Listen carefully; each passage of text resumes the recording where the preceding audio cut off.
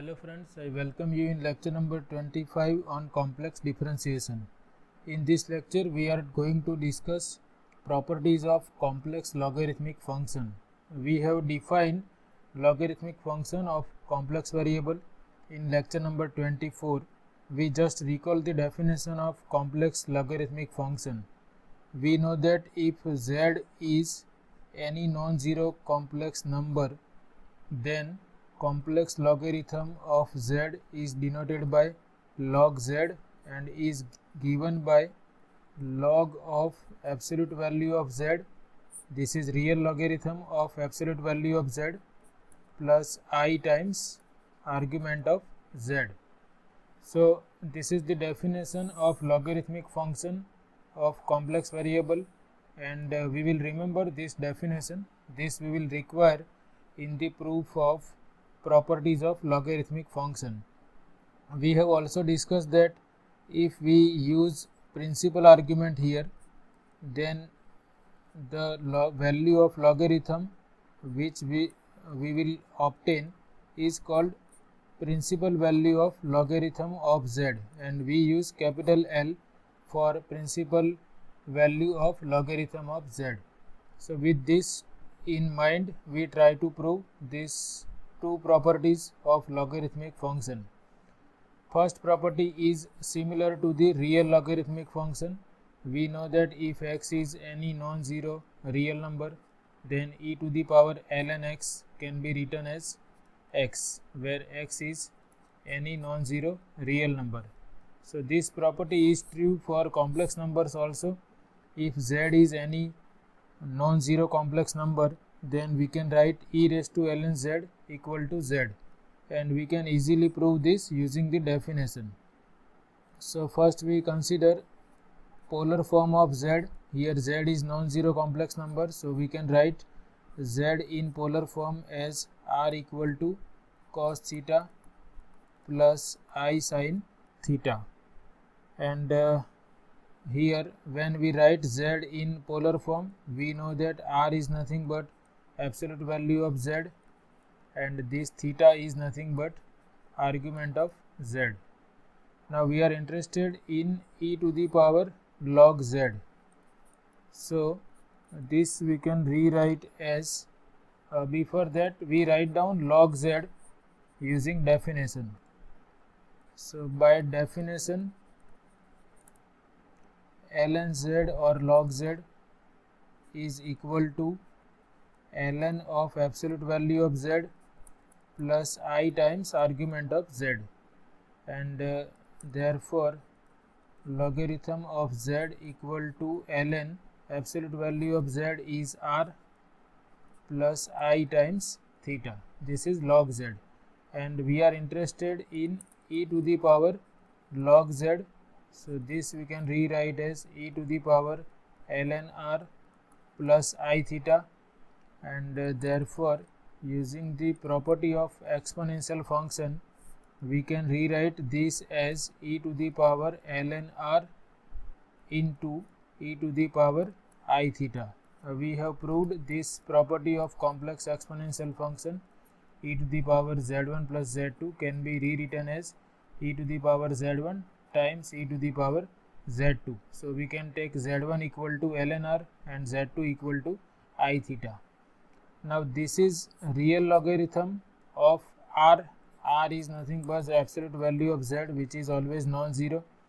So we know that this property is true for real numbers. So we can write e raised to ln r equal to r and e raised to I theta as it is.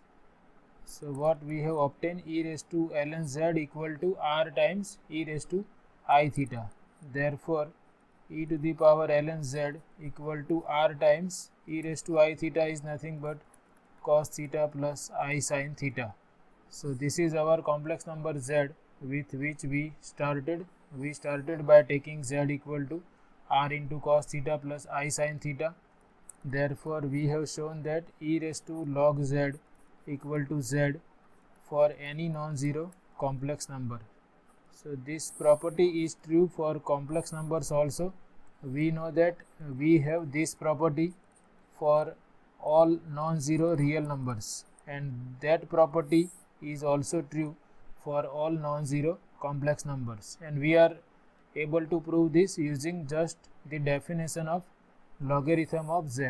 We started with non-zero complex number, therefore we have written z in the polar form, and we know that if we write z equal to r into cos theta plus I sin theta, this r is nothing but absolute value of z and theta is argument of z, and then in the definition we put mod z equal to r and argument of z equal to theta, and then we consider e to the power ln z and we put ln z equal to ln r plus I theta, and using property of exponential function, this we can write as e raised to ln r times e raised to I theta, and because this is a real logarithmic function, e raised to ln r can be written as r times and e raised to I theta as it is, and this is nothing but our complex number z. So we have proved that e to the power ln z equal to z. Now we prove another property. If we have log of e raised to z, then that is equal to z plus or minus 2n pi I. If we have real exponential function, then we know that log of e raised to x is equal to x, and this is true for all x which are real numbers. But instead of z here, we have this additional factor in the product, and here n is taking values 0, 1, 2 and so on. So this is multi-valued function and this is single valued function. So to prove this also we will use the definition. So I am interested in the log of e raised to z. So first I have to write down e raised to z, and this is true for any complex number. So we consider arbitrary complex number, say z equal to x plus iy, and we are interested in the log of e raised to z. So first we write down what is e raised to z. We know that if z is x plus iy, then e raised to z is e raised to x times cos y plus I sin y. This is by definition of exponential function or by definition of complex exponential function. Now therefore we can say that if we are interested in absolute value of e raised to z, then it is e raised to x. Okay, we know that if our complex number is in this form, z equal to r into cos theta plus I sin theta, then this r is absolute value of z and this theta is argument of z. So we are using this concept here. We can see that right hand side is in this form where r is e raised to x, that is absolute value of e raised to z is e raised to x, and argument of e raised to z is this angle y, and we know that argument of e raised to z or argument of any complex number has infinite number of values, and those infinite number of values we write as plus 2n pi where n belongs to z. And if I want to rewrite this in another way, I can write y plus or minus 2n pi where n can take the values 0, 1, 2 and so on.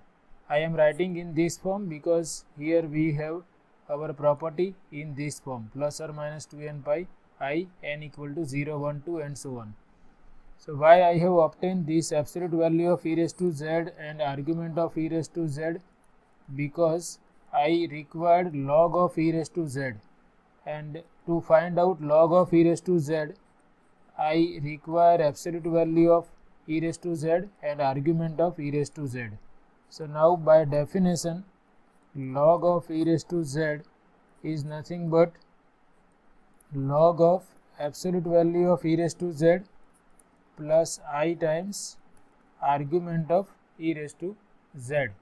Therefore we have first obtained absolute value of e raised to z and argument of e raised to z, and that we have obtained using the definition of e raised to z and this polar form. We know that if z is r into cos theta plus I sin theta, then r is absolute value of z, theta is argument of z. So we can see that e raised to z is in this form, r into cos theta plus I sin theta. So r means absolute value of e raised to z here is e raised to x, and argument of e raised to z is y, and to include all possible values we add 2n pi. So now we can substitute log of e raised to z is equal to log of absolute value of e raised to z that we have obtained as e raised to x plus I, and here we have argument of e raised to z equal to y plus or minus 2n pi, n equal to 0, 1, 2 and so on.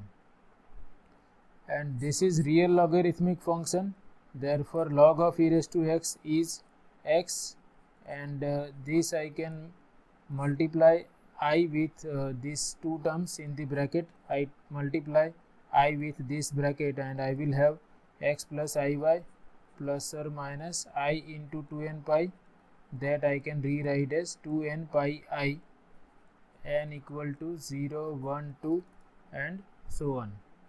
And here we have log of e raised to z.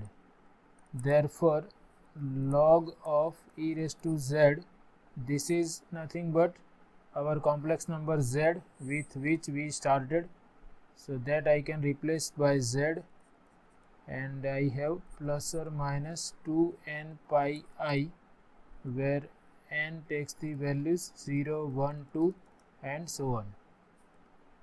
So we have proved that log of e raised to z is not only z but z plus or minus 2n pi I. And if we have real function e raised to x, then we know that log of e raised to x is x, but if we have e raised to z, then log of e raised to z is z plus or minus 2n pi I, where n can take values 0, 1, 2 and so on. Or we can write in this way also, instead of writing plus or minus we can write only plus, and here we can write that n belongs to z. So here they have asked this property in this way, therefore I have written in this form. Otherwise we can write that log of e raised to z is z plus 2n pi, where n belongs to z. So this is another property, and in the proof of both of these properties, what we have used the definition of logarithm of complex number, which is given by log of absolute value of z plus I times argument of z. And if we wish, we can write in this form also. If we use ln z, then we can write ln mod z plus I times argument of z. So in this lecture we have proved these two properties. Log of e raised to z is z plus or minus 2n pi, and another property we have proved is e to the power log z is z, where z is any non-zero complex number. So we will continue with properties of logarithmic function in upcoming lectures. Thanks for watching.